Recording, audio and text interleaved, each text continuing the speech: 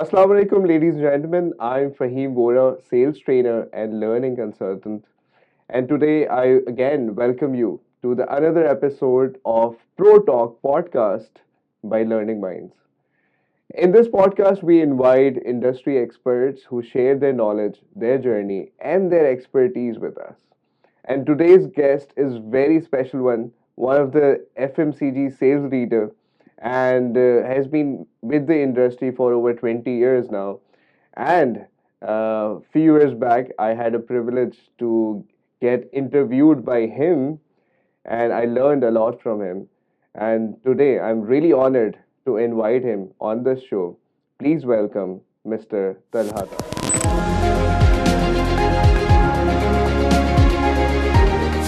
Thank you, Talha, for coming to the show and taking our time from.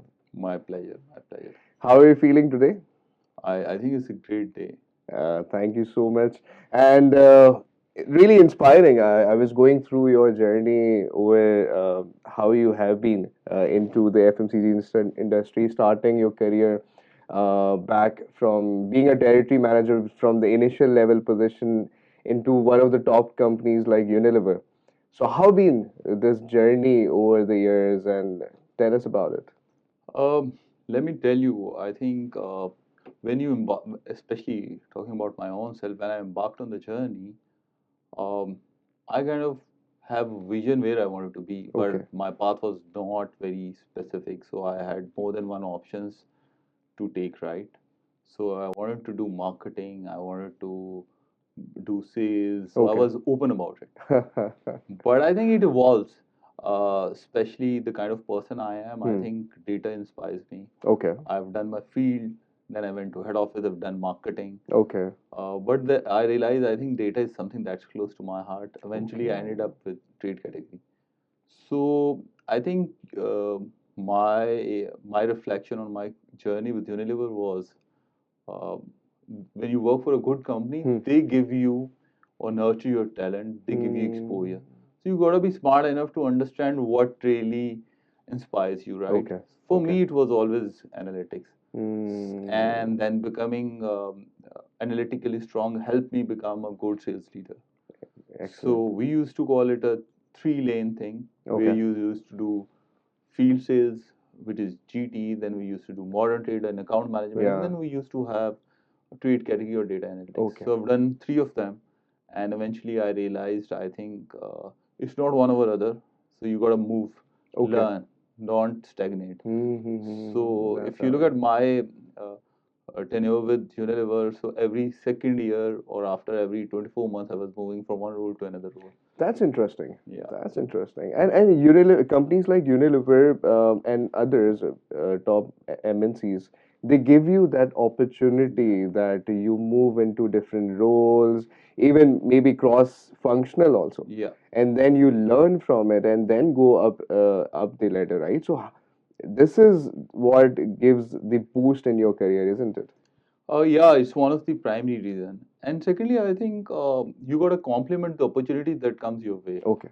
So Embrace those opportunities. yeah, so you gotta accept that you have to be lucky at times, Okay.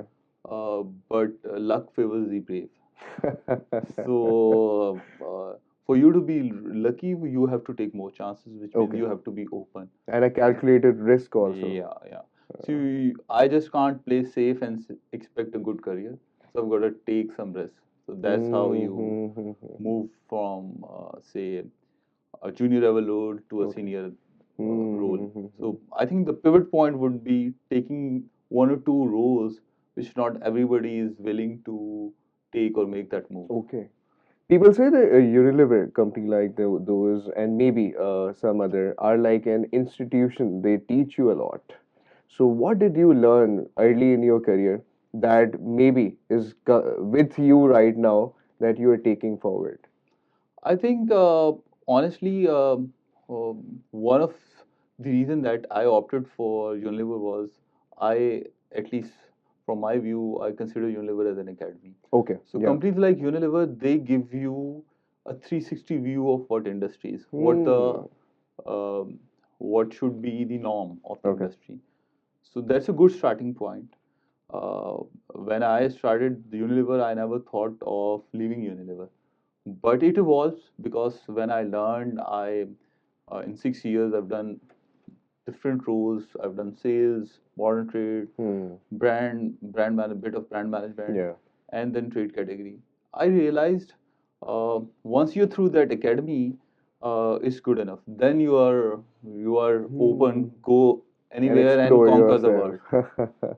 So you've worked with MNCs also. You've worked with the top national companies also, right? So what was the difference in culture, and how do you say it? Like, should people, just when they are into MNCs, people even ask, "यार MNC क्यों छोड़ दी?" Yeah. है ना? But there is a difference. What is that difference that you felt? So for me to really answer this, let's take a zoom out thing. Okay. I think it is not one over other. Hmm. I would tell you my philosophy. ठीक है. For anybody who's into the industry, Hmm. starting fresh, I would recommend always start with the big threes. Okay. A company like Unilever, P&Gs, Hmm. and the Hmm. big companies. That's how you learn, right? Uh, but there are pros and cons. So good companies are really good because their structure and their Yeah. models are Yeah. really global models are really Hmm. good. Hmm. Hmm. But at the same time, they offers you less flexibility. Yes. So Yes. this is Yes. where you gotta choose. You want to be good at learning and be slow about it, Okay. or if you are in a hurry or you have your own aspiration, Uh, then you start from the big ones and then hmm. make your moves. Hmm. So Hmm. Hmm. I would not expect anybody to pick one over other. Okay. So it's an approach. I've led managers or people who have hired in local companies. They started from the local companies. Hmm. Now they're working for MNCs Okay. also. ऐसा भी होता है. So yeah. Yeah. So, but one thing, if I have to go back and do again, I would start with Unilever again because I think it's one of the best because it helped me understood what is required, right? Yes. But then once I've learned the trade of the industry, then I'm open to go anywhere in the world. Implementing those things Yeah. into this. So my take on local versus MNCs, I think in the first 5 years of my career, I will always pick MNCs over local. Okay. But in the longer run, I gotta assess the situation, how the situation ठीक is, है. and then I cannot give you one specific answer. Maybe today, local companies will be better compared to MNCs, but eventually, maybe 3 or 5 years down the lane, maybe MNCs will become better. So you got to choose on which one You're is better exactly, compared to the other. exactly. So you have been into leadership roles now, and you have been managing teams. So if you can summarize, what's your leadership style, and how do you motivate your teams? And sometimes you may have seen conflicts between team members and all that. So how do you resolve that?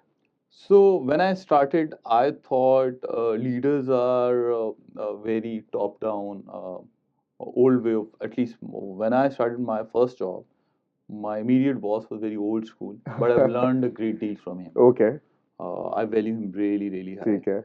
Uh, but with time, I realized there's no one specific style that's suitable for leadership. Okay, So my interesting. philosophy of leadership is to become a situational leader. Interesting. Situational leader. So And if how do you define that? so, let me explain it to you. So if I have four people in my team, ठीक है. one of them is experienced. हाँ. I got to be more participative with Okay. him. Okay. Let that person make the call and kind of guide him or her to make the right Giving decision. him the But respect and all that. and the space also, right? ठीक है. If there is there's a person who's a management trainee and directly reporting to me, A junior. a junior, so I have to kind of really help that person more and become more little autocratic in first 3 to 4 months. Okay. Once that person is on track, then I start. So I think Mm. there are in the four quadrant, you got to pick and understand the situation. This is Mm-hmm. my reflection of my experience so far. Is there's no one leadership style. So if I'm talking to you, the few people who are very responsible for those people managing those kind of resources, you got to be more participative. And there's some really intelligent people, Hmm. but they lack responsibilities. So you have to be little more authoritative, assertive with them. So you got to understand how the person is and what the situation is, and then adapt. And I just cannot have one style with all 10 people in my So team. there is no one stick Yeah. for everyone. You have to Yeah. choose those stick and for the person according to the situation. True. That's what leadership is. All right, so there must be a time, especially when you're in sales. So there is जब targets नहीं meet होते, there is blame game. There is not blaming on the just on the person, but there is blaming on the territory also. The blaming on the market trends also. People come and say कि sir वो industry down है market में buyers ही नहीं है फिर there is territory overlapping also. Those conflicts and they occur very frequently every month. So how do you handle those? Uh, I think if for anybody to become very objective, you got to understand that facts supersede everything. Facts and Facts, numbers. facts and numbers. So if you build that approach when you early in your career when you're growing into the corporate scene, if you're able to understand that I don't have to have sympathy with the person but with the fact, Amazing. because if I am picking side with persons, that means I'm not being objective. Okay. So if a person is really good but in a certain situation he made a mistake, Huh. I have to call spade a spade and say that you made this mistake, but Okay. I still have to be forgiving and give him or her little more space. But I have to say Facts are facts. facts are facts.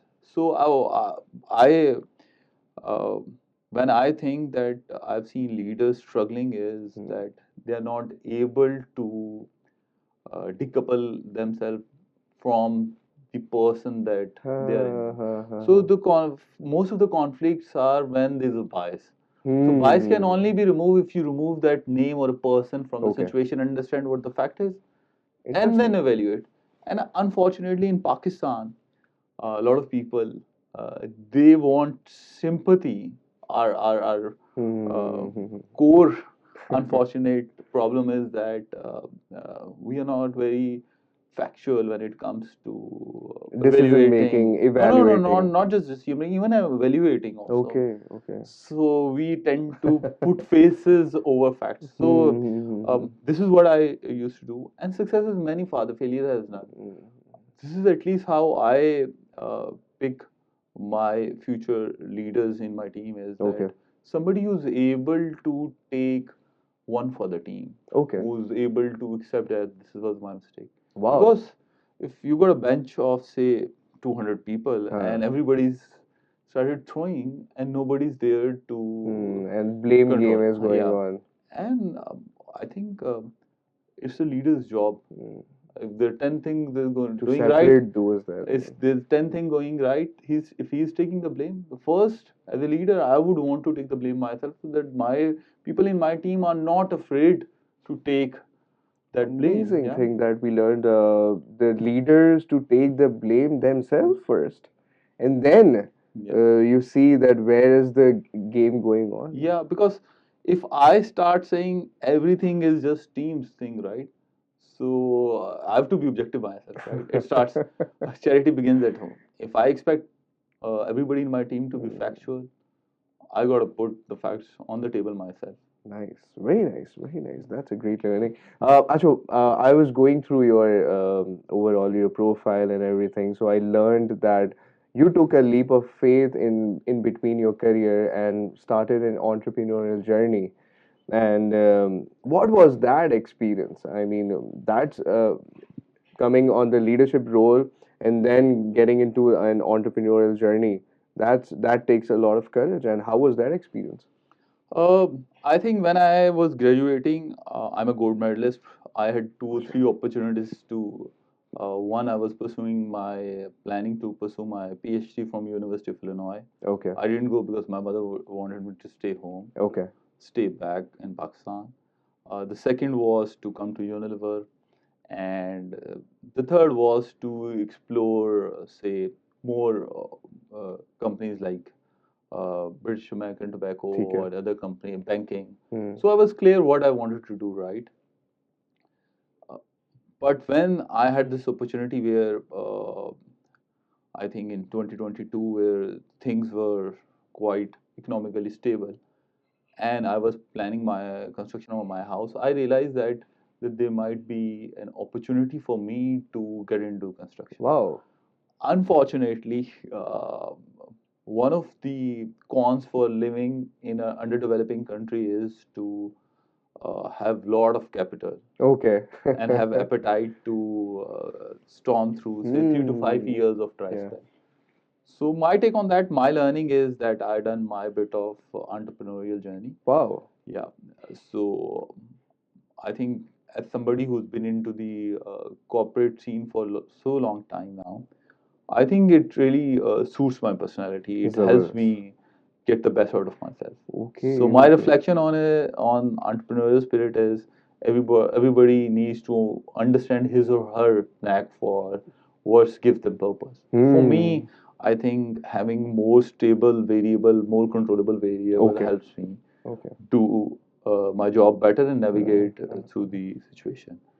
And I think I want to play risk free. Let's put it that way. Zabardast. Yeah, Zabardast. So if I ask you, okay, if you wouldn't be pursuing this career of sales and marketing, what else you would have been doing? What else Talha would be doing? eventually, I wanted to become, say, a teacher. Okay. My first job was as a lecturer. Okay. Interesting. Yeah, I left it because I thought I'm not worthy of it, because I Acha. didn't have that experience back then. Okay. So eventually, say maybe 10 years down the line, when I think I am like, say, a good Done 50 with years, corporate and yeah, no, everything. not even if I'm done, I'm 50 years and Yeah. I say I have that credibility where I'm really good. Mhm. So then probably this is something that I would want to do. It's always something that really Mm. stick to my heart and mind. Zabardast, zabardast. One last piece of advice for aspiring professionals who are starting their journey right now. What would be that advice, and how do they take their journey to it? I think the important thing is not to do what everybody is doing. Okay. Identify what really inspires you. I think today's problem is when everybody was into tech, so they did not understand why they want to do tech because everybody was into tech. They were also into tech. So my 2 cents on that is understand what really inspires you, because Hmm. that's something that you can do every day in and day out. Okay. If you're waking up and you're happy going to, say, a corporate job or in an entrepreneurial thing or working for any research company or doing anything else, right? If Hmm. in the morning you're happy going to your workplace, that's the right thing to do. But you got to understand in that forming years, the third or fourth year of university, on what really inspires you, and then maybe not in the first attempt you'll go there, but eventually this is something you should aim for it. So identify what inspires you. So you Okay. just don't try to do what everybody is doing. Zabardast, Zabardast. That was a great conversation with you, Tala, and I really learned. Every time I meet you, I learn a lot of things from you. So thank you for being here in the podcast, and it was a pleasure. Likewise, pleasure meeting you again. Thank you so much, everyone, for being with us and watching us. We learned a lot from Tala, and we'll be back with another episode with another industry expert in the Pro Talk podcast. Thank you and Allah.